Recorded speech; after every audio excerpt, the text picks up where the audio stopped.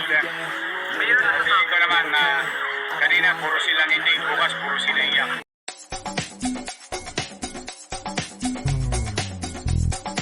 Showbiz Kachika TV.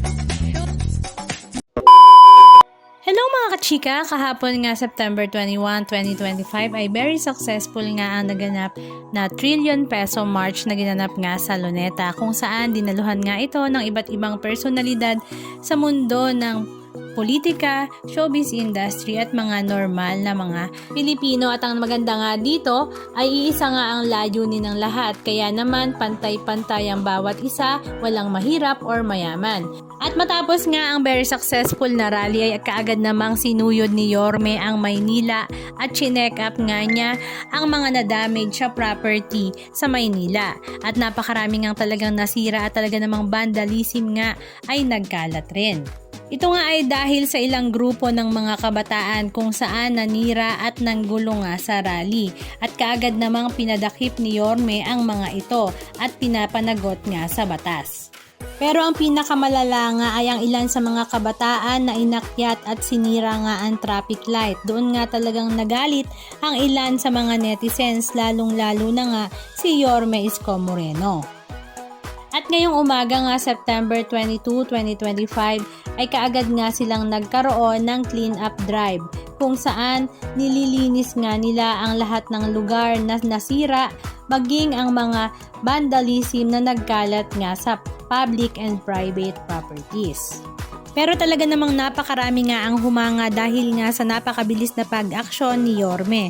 At the same time ay hindi nga lang yon ang kanyang inayos dahil maging ang mga pulis na nasaktan at nasugatan ay kanya rin ngang inasikaso at ang mga ito nga ngayon ay nagpapagaling na sa hospital. Halika at panoorin natin ang ilan sa mga video clips ganap na kanilang ibinahagi sa kanilang mga social media accounts.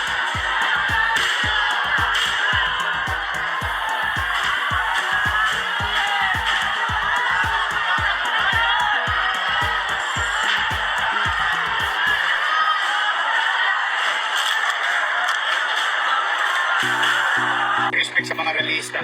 Okay naman sila sa Luneta. Okay naman sila sa Liwasa. Okay naman sila sa EDSA. Bakit para mga adik kung mga nandito? Utak adik yan eh. Utak kalangka yan eh. Yan, matapapang lang yan. Pagsama-sama sila. Kita mo ngayon mga nasa oil. Nag-iiyakan na ngayon. Nag-iiyakan ng public. Alam ko ba gusto nyo ng gobyerno ng Patino? Dapat ko sinira yung property ng gobyerno. Kaya makikita mo yung madaling i-differentiate yung realista na nagagalit sa pamahalaan, dala ng kakulangan at kapabayaan. Yun ang mga gustong sumikat, o ngayon sisikat kayo ngayong gabi, sisikat kayo sa mga darating na araw. Dahil you will see the light of the port. Ang Maynila ay may humigit kumulang 1,000 CCTV. We know them. We'll go after them. Before July 1 pa naman may curfew na eh. Mas maigpit lang ngayon. Kasi nakita mo yung ginawa kanina, inutusan niya ata, 10 years old, pinakyat ko sa stoplight. Duwag din eh. Bata pa pinakyat eh. So, trace din natin yun. Bago na kayo. Kanina, puro kayo saya. Puro kayo liyak. Yung mga mobster ngayong gabi, na nahuli, nasa MPD na, no? About 70 plus of them were apprehended and charges will be filed against them. Arson and damage to property, public property and government property and private. All of them will throw the books to them. Ito naman na kanina puro silang hindi, bukas puro sila iyak. Anong masasabi nyo mga kachika? Just comment down below. And please don't forget to subscribe. Thank you!